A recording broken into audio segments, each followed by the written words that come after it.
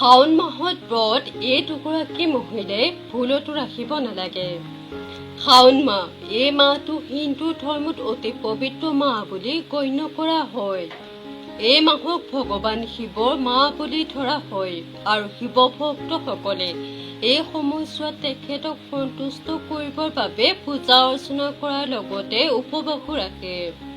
শাওণ মাহৰ ব্ৰত বিশেষকৈ মহিলাসকলৰ বাবে অতি গুৰুত্বপূৰ্ণ। বিবাহিতা মহিলাই স্বামী দীৰ্ঘায়ুস আৰু স্বাস্থ্যৱান জীৱনৰ বাবে এই ব্ৰত পালন কৰে। আনহাতে অবিবাহিত ছোৱালীয়ে ভাল জীৱনসংগী পাবৰ বাবে এই ব্ৰত পালন কৰা দেখা যায়। আজি ভিডিঅ'টোৰ জৰিয়তে আমি আপোনালোকক জনাবলৈ ওলাইছো শাওণ মাহৰ ব্ৰত কোন দুগৰাকী মহিলাই ৰাখিব নালাগে। গতিকে ভিডিঅ'টোৰ জৰিয়তে জানোচোন আহক কোন দুগৰাকী মহিলাই শাওণ মাহৰ ব্ৰত ৰাখিব নালাগে। 1. গৰ্ভৱতী মহিলাসকলে। গৰ্ভৱতী মহিলাসকলে শাওণ মাহৰ ব্ৰত পালন কৰিব নালাগে। শাস্ত্ৰ অনুযায়ী যিকোনো ব্ৰত বা পূজা পাঠ কৰাৰ সময়ত নিজৰ স্বাস্থ্যৰ প্ৰতি যত্ন লোৱা উচিত। গৰ্ভাৱস্থাত স্বাস্থ্যৰ বিশেষ যত্নৰ প্ৰয়োজন হয়। এনে পৰিস্থিতিত ভোকত থাকি ব্ৰত ৰখা উচিত নহয়। ইয়াৰ ফলত মহিলাগৰাকীৰ পুষ্টিৰ অভাৱ হ'ব পাৰে।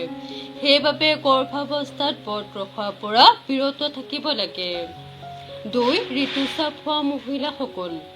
ঋতুস্ৰাৱ হোৱা মহিলাসকলে ব্ৰত ৰাখিব নালাগে। ঋতুস্ৰাৱৰ সময়ত ব্ৰত ৰাখি পূজা পাঠ কৰিব নালাগে। ঋতুস্ৰাৱৰ সময়ত পবিত্ৰ কাম আৰু পূজা পাঠ কৰাৰ পৰা আঁতৰি থাকিব লাগে। বৈজ্ঞানিক ভিত্তি অনুসৰি ঋতুস্ৰাৱৰ সময়ত শৰীৰৰ পৰা বিভিন্ন ধৰণৰ হৰম'ন নিৰ্গত হয়, যাৰ ফলত মহিলাসকল অধিক খিংখিঙীয়া হৈ পৰাৰ লগতে নিগেটিভ হোৱাও দেখা যায়। প্ৰাৰ্থনাক সদায় পজিটিভ বুলি গণ্য কৰা হয় আৰু যেতিয়া আমি ব্ৰত ৰাখোঁ তেতিয়া মনলৈ পজিটিভ এনাৰ্জি কিছুমান আহে। সেয়েহে ঋতুস্ৰাৱ হোৱা মহিলাসকলে পূজা পাঠ কৰিব নালাগে বুলি কোৱা হৈছে। মনতে ঈশ্বৰৰ নাম জপ কৰিব পাৰে, কিন্তু পূজা সামগ্ৰীসমূহ স্পৰ্শ কৰিব নালাগে।